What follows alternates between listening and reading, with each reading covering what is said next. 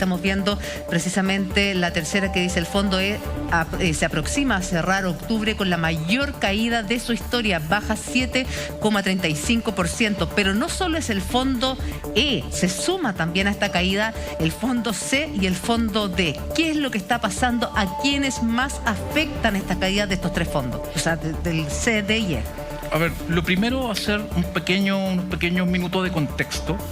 Probablemente las personas que nos están viendo dicen: ¿por qué el fondo E o el D, que son los más conservadores, donde se invierte en renta fija, menos riesgo, por qué están perdiendo plata? Claro, uno se cambia a esos fondos generalmente cuando ya estás en edad más cercana a jubilar. Exacto. Y dos, tú dices: no quiero tener riesgo, hay una sensación de incertidumbre, no solo en el país, en el mundo, me quiero la segura. Entonces te cambias a esos fondos pensando que no vas a perder, o que vas a perder muy poquito. Así es, era como platita poca pero segura. Esa era la idea. Esa era la idea con la que nosotros estábamos absolutamente casados. Exacto, y aquí vamos a tener que entrar en un terreno más árido de explicar en qué se invierten las platas de los fondos, porque esa es la única manera de que las personas puedan comprender, primero, que este es un sistema extraño, extravagante a nivel mundial, ¿no? Cómo estamos sometiendo a nuestros adultos mayores, jubilados, jubiladas, a esta ruleta rusa. Y en segundo lugar, entender por qué no era platita poca pero segura. Entonces, dos cositas. Primero, desde enero, desde comienzos de este año hasta el 25 de octubre aproximadamente, pronto va a cerrar el mes y vamos a tener el dato consolidado, el fondo A, recordemos que los multifondos se crean en el año 2002, gobierno de Ricardo Lagos, donde supuestamente hay una libertad de poder elegir dónde invierto los fondos. Puedo tener invertido esos fondos no solo en un fondo, sino en dos o más fondos al mismo tiempo. Tengo que ser experto en finanzas para saber qué me conviene. El fondo A ha rentado, vamos a aproximar los valores, casi 12%. Ha crecido casi 12%. Entonces aquí, quienes están en el fondo A les ha ido bastante bien este año, que era el fondo más riesgoso, donde está más del 90% de la plata en renta variable. Cuando uno trataba de entender un poco este sistema, te decían: en tiempos de incertidumbre arranca del A y del B, porque vaya pérdida segura. Ahora, en tiempos de incertidumbre, el fondo A te renta el 12%. Exacto. Entonces, es porque vamos a explicarlo inmediatamente dónde están invertidas las platas de los fondos. El fondo B, que es el segundo fondo más riesgoso, no tanto como la A, pero es el que sigue, ha rentado aproximadamente lo vamos a redondear para que se entienda mejor, un 6%. También la digo bastante bien. 6% por un año es importante. Y aquí comienzan los problemas. Fondo C, el fondo de riesgo intermedio. Cuando yo digo: pucha, no sé si me arriesgo un poco, no, mejor me pongo en un riesgo intermedio, me situo al medio, ha caído 4,8%. Eso es mucho. Todavía no termina el año. El fondo D, que es un fondo mucho más conservador que el C, ¿no? Donde cerca del 80% de la inversión está en renta fija, como puede ser un bono, que vamos a explicar inmediatamente, ha caído casi un poquito más de un 15%. Y por último, el fondo E registra una caída de más de 20%. Eso significa que alguien que tenía 50 millones de pesos en su fondo acumulado el 31 de diciembre o el 1 de enero de este año, hoy día tiene 40. O sea, perdió 10 millones de pesos en lo que va del año. Exacto, temporalmente su cuenta individual tiene 10 millones menos. Pero el problema es que si está a punto de jubilar, no tiene tiempo para recuperarse. Ese es un problema. Plata perdida. Y es por eso que durante el año pasado, en general, se estaban jubilando cerca de 9.000 personas por mes. Es que, Marco, el año pasado se estaban jubilando, bajó a 5.000, 6.000. O sea, las personas que estaban en el fondo E han perdido 1 millón de pesos mensuales. Exactamente. Esa es la magnitud. 1 millón de pesos mensuales. Más o menos, considerando que tendrían 50 millones. Va a depender de cuánto tenían, la magnitud de su pérdida, ¿cierto? Porque el 20% de cada base es distinto. Pero es ilógico que perder 1 millón de pesos mensuales en el fondo más conservador. Ale Matus. Creo que también hay que tomarlo con aspirina, porque tú hablas como que tuvieras control de tu dinero. Ay, que va a jubilar y va a retirar 40 o 50, y lo cierto es que si tú tienes 40 o 50 millones, vas a recibir una pensión subvencionada por el Estado, porque no te da para cubrir la jubilación, ni tampoco te da para comprar renta vitalicia, que las rentas vitalicias se venden sobre 90 a 100 millones de pesos acumulados. Entonces, digamos, es una foto de algo que está pasando, que creo que lo que nos tiene que importar es más por qué, digamos, las plata de los trabajadores se invierten en este tipo de cosas, pero recordemos que esa plata no se usa fundamentalmente para pagar pensiones. Es que no es un sistema de pensiones, exacto, es un sistema de capitalización claro, del mercado. Y es un capital que se usa en otras cosas que lo puede explicar Marco, pero creo que es equivocado pensar, ¡ay, no me voy a poder jubilar! ¿Me va a bajar la jubilación? No, si la jubilación que vaya a tener igual es mala. Claro. Igual es mala. Se recupere el fondo E o no se recupere el fondo E, el 70% de la población va a recibir una pensión subvencionada por el Estado. Mira el dato que nos da Marco. Antes de la pandemia se estaban jubilando 9.000 personas por mes aproximadamente. Hoy día, 4.000, 5.000, 6.000. 6.000. 5.000, 500. O sea, gente que está viendo cómo se mueve la bolsa para jubilarse. ¿Estoy bien? Estoy exagerando. Hay gente que dice cómo se mueve el fondo para poder recuperar algo y jubilarme. O sea, mira, que la distorsión del sistema. Ahora, esto tiene consecuencias por todos lados. La gente pierde mucha plata, las pensiones siguen siendo malas, pero pierde plata. Y además, y ahí me gustaría que tú nos explicaras la conexión de lo que decía la Ale, de por qué esto es un sistema de capitalización. Que el fondo E y el fondo D y el fondo C caigan así, tiene que ver con que los bancos hoy día dicen, se acabaron los créditos hipotecarios de 30 años, vamos a pasar plata a 15 años máximo, vamos a subir los pies, las tasas van a ser mucho más altas. ¿Tiene relación una cosa con la otra? Hay relaciones de primera entrada y segunda entrada. Esta caída ha generado que existan aumentos de tasas de interés posteriores y la incertidumbre política también tiene el desorden grande. Solo un complemento a lo que decía Alejandra. Con 50 millones de pesos, siempre es bueno ponerlo en perspectiva, actualmente, una persona en promedio, menos las mujeres, un poquito más los hombres, construye una pensión de 225 lucas. ¿Cuántas personas a punto de jubilar tienen 50 millones o menos? 85%. 85% ni siquiera va a poder llegar a 225 lucas. Tienen menos de eso. Entonces, como decía Alejandra, con esta situación, con retiro, sin retiro, las pensiones estaban por el suelo, que se agrava aún más, sin duda, ¿no? Pero nadie puede decir, ahora con los retiros, con esto, nos perdimos la oportunidad de tener buenas pensiones. Eso no es así. Ahora, este es el tema central. ¿Por qué pasa esto? Y esto es lo más difícil de entender. Ojalá lo podamos explicar, ¿no?, con lo mayor detalle posible. Estos tres fondos, fondos C, D y E... Pausa ahí, Marco, por favor. Sí. Son las 5 en punto. Vamos a la redacción y continuamos con el profesor acá en el estudio. Ahora más nos volvemos a juntar con la redacción y seguimos tratando de entender este descalabro de los fondos C, D y E. Los fondos que todos teníamos entendido que eran los más conservadores, los menos con riesgo de pérdida, pero lo cierto es lo que va de enero al 25 de octubre, el fondo C ha perdido un 4,8%, el fondo D un 15% y el fondo E un 20%. Marcos, ¿por qué? ¿Cómo? ¿Dónde? ¿Cuándo? ¿Qué hace la gente que está en el fondo E, que nos escribe muchísimo y dice, ¿me cambio o no me cambio? Bueno, lo primero es súper difícil recomendarle algo a alguien, porque en el fondo lo que vemos hoy día perfectamente puede cambiar en 2 meses más. Entonces, claro, este sistema primero da cuenta de que es un sistema que debemos ojalá terminar y pasar a la seguridad social. Y por otro lado, hay personas que no tienen opción de cambiarse cuando están cerca de jubilar o están jubilados. No pueden ir al fondo A o B, por ejemplo. Yeah. O sea, los fondos que rentan positivo, por ley, no pueden estar. Quienes están a punto de jubilar o están jubilados. Eso es muy importante. ¿Por qué ha pasado esto? Y esta explicación es muy relevante para entender. Entonces, cuando uno dice fondo E, conservador, plata poca pero segura, uno esperaría probablemente todo está en depósito a plazo. Entonces, depósito a plazo cada vez se entregan menos en UF y en pesos, pero no voy a tener una caída de 20%, porque en general me pago un interés. No, ¿en qué está invertido en el fondo E principalmente?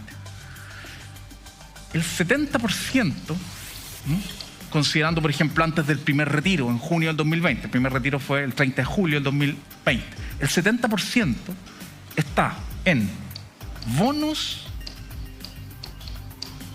que emite el Estado, deuda pública, que en general es deuda pública a mediano o largo plazo.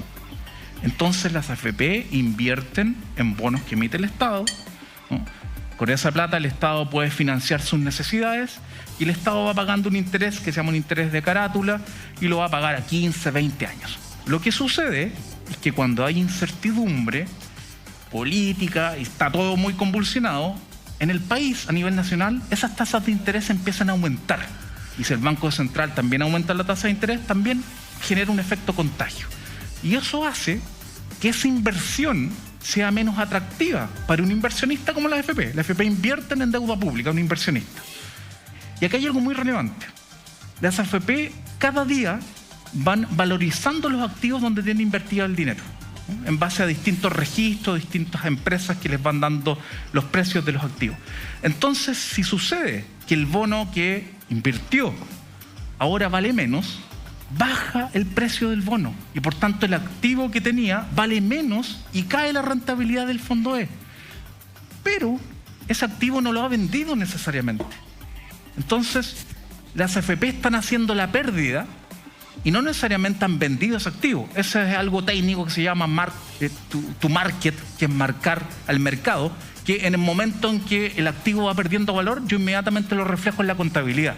Pero yo no he vendido ese activo. O sea, solamente esto va a caer en términos efectivos cuando las AFP liquiden ese activo a un monto menor del que lo compraron. Entonces eso es muy importante. A ver, día gigante. Claro. ¿Qué otros bonos hay? Bonos bancarios. Entonces las AFP invierten en bonos que los bancos que operan en Chile emiten para ser más grandes y para financiar sus necesidades de financiamiento. Bonos de empresa. Ahí están los hipotecarios, perdón, para entender. No necesariamente. No necesariamente, ya, son otras cosas. Los hipotecarios pueden estar, en parte hay algunos títulos generales, los bonos de Estado, unos poquitos más, pero al financiar a los bancos a través de bonos, indirectamente le estoy dando más plata a los bancos y ellos pueden financiar crédito hipotecario, crédito de consumo. Ya. Y en menor medida están los depósitos a plazo. Que era uno que pensaba que estaba toda la plata invertida en depósito a plazo, platita poca, pero segura. 10%. No es nada. El resto es bonos que se emiten a largo plazo. Y cuando la tasa de interés aumenta en el largo plazo, el valor de estos bonos baja. Aunque yo no lo haya vendido, eso significa que mi cartera de inversión cae y por tanto se deprecia la cuota de los fondos. Dentro de las cosas como que se destacaban de la AFP era precisamente la gestión de rentabilidad. ¿En qué pie queda la gestión de rentabilidad con 3 fondos de 5 cayendo a esa proporción? A ver, las AFP van sobre todo teniendo en cuenta que las pérdidas las pagamos y las asumimos los trabajadores y no la AFP. Exacto, aquí entran más instituciones y más factores al debate, ¿no? Las AFP siempre van a decir que esto hay que mirarlo en el largo plazo, que en el largo plazo siempre las rentabilidades son positivas, ¿no? Lo que no dicen es que estas rentabilidades positivas vienen cayendo década a década. Tuvimos 12% de rentabilidad promedio por año en los 80 y la última década cerró en 4,8, o sea, una caída muy grande, y por cada punto menos rentabilidad la pensión baja en un 20%. Pero aquí la pregunta es la siguiente. Hay distinta institucionalidad que va mirando esto. Está la Superintendencia de Pensiones y está el Consejo Técnico de Inversiones, CTI. Ese Consejo Técnico de Inversiones entrega las recomendaciones para que se puedan diversificar los instrumentos en los cuales invierten las AFP. Entonces, sin duda, la pregunta es ¿por qué un porcentaje tan alto del fondo E y del fondo D, que es, si acá es un 70, en el fondo D es como un 50, un 60, ¿por qué se invierte todo en instrumentos de largo plazo? Claro. Que justamente le puede afectar eso, punto 1. Segundo, han existido varias recomendaciones de crear un 6º fondo, el fondo F, ¿ya? Que justamente sea un fondo conservador de verdad, ¿no? Donde no esté expuesto a estos riesgos que está vinculado con la incertidumbre un sombrero de un mago, empiezan a salir unos conejos así. Vamos a llegar a la Z, sí, pues. Claro, y cuando aparecieron los multifondos era el alma riesgoso, el E más conservador, pero no se preocupe que su latita está segura y ahora resulta que no. Entonces, no, ahora vamos a un 6º fondo. Este sí que es seguro. Otro conejito. Yo creo que el sistema, y no entiendan bien lo que quiero decir, el sistema es espectacular, el sistema es súper bueno, pero el sistema no es de pensiones. El sistema es para capitalizar un mercado. Y eso tiene otras implicancias, no es para la seguridad social. Eso es lo que tenemos que, creo, que subsanar. Hay Alejandra Cox, que es la presidenta de la Asociación de AFP, aborda la caída de los fondos C, D y E, y señala que en 10 meses se han desvalorizado los ahorros en 8,9 mil millones de dólares. Y se hace cargo justamente de lo que conversábamos respecto de que el Fondo E ha sido hasta ahora, comillas, un refugio para los pensionados y el ahorro previsional de millones de afiliados para escapar de las crisis mundiales. Hoy esta seguridad ha sido lesionada. El daño es hoy para los pensionados y afiliados. Este daño se ha provocado por la incertidumbre de los últimos meses. Estamos viendo el peor desempeño de los multifondos más conservadores, C, D y E, en sus 40 años de existencia. O sea, ¿los multifondos existen hace 40 años? No, los multifondos son desde el 2002, ¿no? 19 años. Hace 19 años, entonces se le cambiaron los años. O sea, resulta que el sistema estaba hecho para aguantar presiones mundiales, para aguantar vaivenes mundiales a través del fondo D y fondo E principalmente, pero resulta que ahora, a partir de la incertidumbre, los fondos se desploman. Yo, la verdad, no logro comprenderlo. No soy un economista, quizás Marco y Alejandra, que es periodista de profundidad, nos puede explicar. Alejandra, te escuchamos. No, yo te quería hacer una pregunta. ¿Cuánto incide que las AFP no hayan liquidado activos y se hayan endeudado con el Banco Central para pagar los retiros? Esa deuda, entre comillas, de las administradoras incide en que caigan los fondos. Para explicarlo, ese instrumento que el Banco Central tiene disponible, que se llama compra al contado con venta a plazo, significa le compran al contado instrumentos de inversión que las AFP tenían, como los bonos bancarios. Claro. Ese era un instrumento, las AFP tenían invertido en bonos bancarios y el Banco Central se los compró con el compromiso de revendérselos en un plazo máximo de cerca de 3 meses a las mismas AFP. Sería interesante conocer esos contratos del Banco Central con cada una de las AFP, ¿no?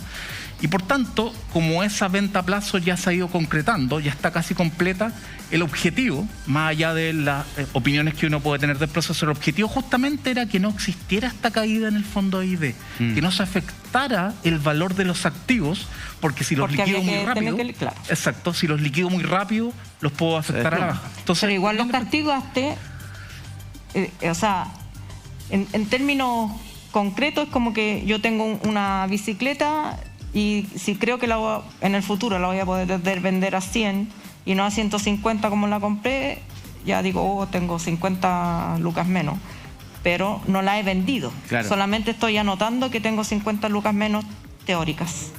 Y eso hace caer los fondos, porque las AFP no han vendido, no tuvieron que vender los activos porque llegaron a este acuerdo con el Banco Central que les prestó plata y la AFP...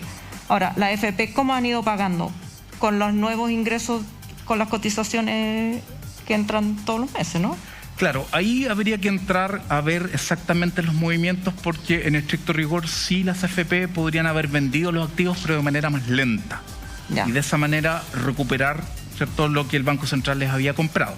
Pero efectivamente, que es algo que debemos conocer, ¿no?, con los flujos que recauda mensualmente las AFP, alcanza para pagar todas las pensiones mensuales, incluso multiplicarlas por 2 y más. Por 3. ¿No? Por 3. En el fondo opera como un sistema de reparto la AFP. Eso es increíble, ¿no? En el fondo los sistemas de reparto, ¿no?, que la caricatura que se hace, es que tú recaudas por los ingresos de los cotizantes y con esa recaudación pagas las pensiones. Claro. Así funcionan las AFP. No tienen necesidad de liquidar activos para pagar pensiones. El fondo crece, crece y crece, porque yo recaudo cerca de 13.000 millones de dólares al año. Eso recaudan por cotizaciones, las comisiones que cobran, los aportes fiscales, etcétera, y se pagan en torno a 6.000 millones de dólares en pensiones. Recaudó 13.000, pago 6.000. Podría duplicar y me quedan 1.000 más. Ya, pero perdón, lo que plantea la Ale es súper importante esclarecerlo bien. O sea, si el Banco Central asumió un compromiso con las AFP y les pasó la plata, porque el primer y segundo retiro lo puso el Banco Central. Entonces, si el Banco Central puso esa plata con el compromiso de que las AFP en 3 meses iban a vender papeles, iban a vender bonos, para después pagar al Banco Central y que los chilenos tuvieran la plata, ¿vendieron realmente esas cosas? ¿O están pagándolas con las cotizaciones de todos los meses? Esos contratos, y quién gana y quién pierde en esos contratos, es súper importante saberlo. Sabemos quiénes pierden. O sea, lo que la AFP han tratado de evitar es liquidar los fondos, los activos, sí, los bonos estos que tienen. Porque ahí, digamos, está la resistencia de quien se beneficia de esos, que son los grandes grupos económicos chilenos. Entonces, tenemos la impresión de que sacamos la plata de nuestra cuenta, pero lo que ha habido es un préstamo que se paga con la plata que igual le seguimos echando. Claro. Probablemente han vendido algo y no sé si habrá alcanzado, pero en términos sustanciales el fondo sigue ahí y sigue creciendo con nuestras cotizaciones. Han tenido que hacer gastos extraordinarios con los retiros, pero no necesariamente le han sacado una alita al fondo. El fondo sigue ahí cercado, digamos, porque está invertido, está afuera. No hay una caja fuerte donde esté la plata y la van a ir a sacar. Es que a partir de lo que tú explicas, Ale, nos escribe mucha gente a nuestro WhatsApp, Marcos, y quieren saber tu opinión respecto a esto que se ha dicho por parte de algunos parlamentarios y senadores del 100% del retiro. La pregunta que tienen no es si se va a aprobar o no. La pregunta que más se repite es, del caso de ser efectivo, este 100% de tus ahorros, puedes retirarlo, ¿las FP tienen las plata? Ahí tendrían que... Claro, bueno, lo sabríamos en el momento, deberían tenerla, porque son inversiones, pero son inversiones que están en las custodias de valores, ¿no? Y donde hay papelitos que representan el precio de mercado en cada momento de esas acciones. Por eso las FP tienen un reporte diario donde van valorizando todas sus inversiones. El punto es que eso es una valorización en base a la situación actual, pero cuando tengan que venderla es cuando vamos a saber cuál es el fondo real, ¿no? Y el fondo real es el fondo, ¿no?, valorizado a precio de mercado en el momento que venda y liquida los activos. Y esa es otra historia, ¿no? Entonces, bueno, ahí hay dos cosas que decir. Con los primeros retiros efectivamente vimos lo que dice Alejandra. El Banco Central ocupó este instrumento de compra al contado con venta a plazo, que es un instrumento que tiene disponible dentro de sus ventanillas, ¿no? Y la gran pregunta es, cuando las AFP le volvieron a comprar esos instrumentos, porque tenían que hacerlo, ese era el compromiso, y lo hicieron. Creo que solo en el tercer retiro falta un pequeño porcentaje, a lo mejor ya se concretó en los últimos días. ¿Qué dinero usaron?, ¿no? Y perfectamente, con los flujos que tienen de ingresos, les alcanza para pagar las pensiones, que son sus compromisos, y para otras cosas más como esta. Eso no se sabe a ciencia cierta. Para eso tendría que la Superintendencia de Pensiones, por ejemplo, informando, pidiéndole información a las AFP. Pero hay otro tema que es importante no dejar pasar. La declaración de la presidenta de la Asociación de AFP, Alejandra Cox. Ella dijo una media verdad, ¿no? ¿Cómo media verdad? Dijo, ¿no?, que por la incertidumbre política los fondos han caído. Eso es correcto, porque efectivamente ante la incertidumbre política el mercado reacciona de esta manera, y es bueno decir qué es el mercado, porque cuando uno dice el mercado, ¿qué es esto? Es como una divinidad, está en el cielo, una abstracción. ¿Quiénes pertenecen al Exacto. mercado? El mercado. Personas que se asustan y le ponen un precio menor a la cuestión. Exacto, pero finalmente quienes tienen fuerza para mover la aguja del mercado son los grandes grupos económicos, que cuando se va a cambiar algo que a ellos no les gustan, reaccionan de esta manera. Eso es el mercado, no es una entelequia, ¿no? Y lo que hay que decir es lo siguiente: la situación que se tiene para los jubilados, jubiladas y cotizantes es de tal magnitud, tal es el problema, que están de rehenes en estos momentos. Porque ¿qué pasa si Chile democráticamente dice: queremos hacer cambios, queremos tener una sociedad más justa, queremos subir el salario mínimo, un valor decente, queremos tener seguridad social, un sistema de salud? Los grupos económicos no quieren eso, ¿no? Y van a reaccionar así. Y eso afecta a las pensiones. Por tanto, nunca vamos a poder hacer un cambio en Chile porque afecta a las pensiones y caen los fondos. La respuesta no es esa, la respuesta es que tenemos que abandonar este sistema de pensiones, ¿no? Ese debería ser el camino. Usaste una palabra que se repite mucho en nuestro WhatsApp y en Twitter, que se sienten rehenes en el fondo que por ley no pueden cambiarse y ven cómo van perdiendo y están desesperados. O sea, de verdad, a mí Jesús le mando un mensaje, sí, me mandó cuánto ha perdido el último tiempo, y es absurdo. Él está en el fondo y es absurdo. Exactamente. O sea, ¿qué se puede hacer con eso? Nada, cruzarse de brazos, seguir esperando que nosotros los cotizantes seamos los únicos que perdamos, porque, perdóname, yo le pago a mi AFP una comisión, ¿o no? Sí, y una comisión bastante suculenta. alta. Por eso, No. ¿Para qué? Para que invierta y haga crecer mi plata. O sea, en el fondo, por la gestión de rentabilidad. Si estoy teniendo pérdidas del 20%, lo mínimo es que no me cobréis la gestión, porque lo estáis haciendo mal, ¿o no? Claro, lo que pasa es que aquí tenemos dos problemas al mismo tiempo, ¿no? Un sistema que ya fracasó, pero en el corto plazo personas que están por jubilar o que están jubiladas y que no les sirve esperar 6 meses más, 1 año más, 2 años más, necesitan ahora. Yo creo que se necesita una ley express, ¿no? Hay que presionar al Congreso para que legisle rápidamente para compensar estas pérdidas de las personas que están a punto de jubilar o que están jubiladas, ¿no? Eso yo creo que es lo relevante en el corto plazo para alivianar el dolor. Y inmediatamente pasar a reformar el sistema de pensiones, insisto. No es posible que una persona de 70 años tiene que estar mirando Wall Street para saber qué le conviene. Claro. Si se va al D, se va al C o al E, porque no puede irse al A o el B. Eso no es un sistema de pensiones, Claro. eso no es seguridad social. Las personas ya están estresadas con el nivel de endeudamiento, los bajos salarios, la pandemia, y más encima le tenemos que pedir que miren el comportamiento de las bolsas, y tampoco me parece adecuado Es que no existan... corresponde que estén pendientes, ¿sabes No por qué? corresponde. Porque por algo tú le estás pagando para que ellos sean los administradores. Si no te cobrara la comisión y fueran buenos samaritanos, yo lo puedo entender. Pero si yo delego eso, porque no me queda otra tampoco, no es una decisión propia, sino que tengo que hacerlo, y le pago además una comisión alta, entonces, ¿por qué tengo que estar yo pendiente? Si ellos tienen que hacer crecer mi jubilación, no es mi tema. Lo que pasa es que en términos legales la comisión se paga para que te administren los fondos, ¿cierto?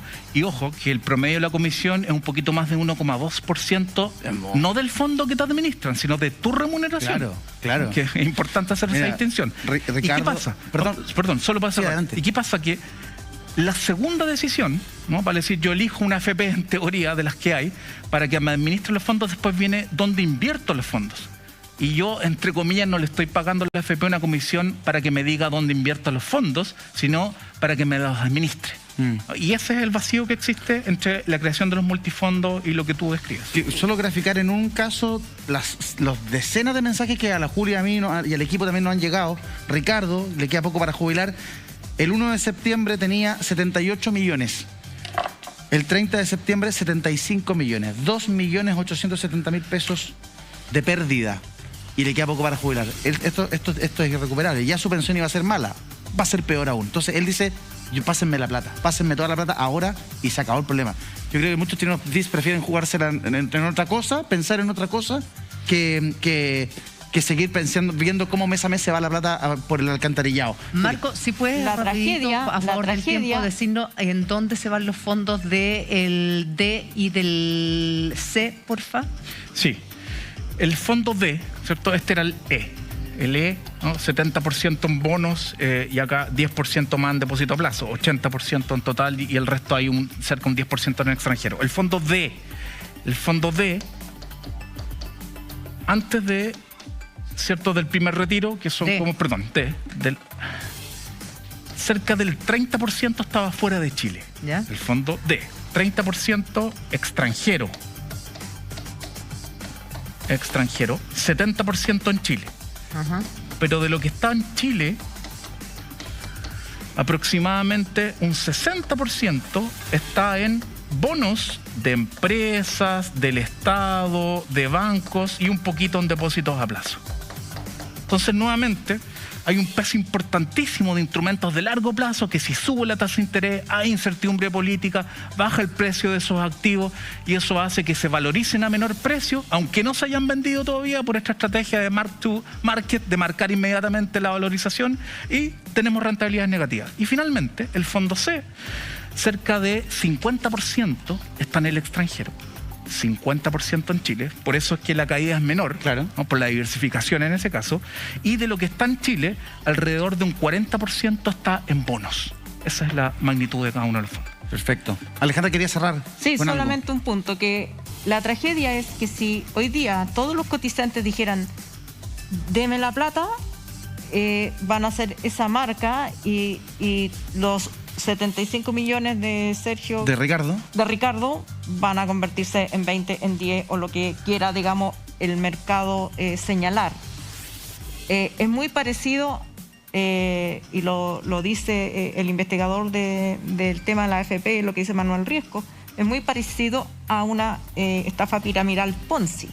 Funciona cuando unos poquitos sacan la plata y se derrumba cuando todos vienen a pedir la plata, porque la plata no está concatenada.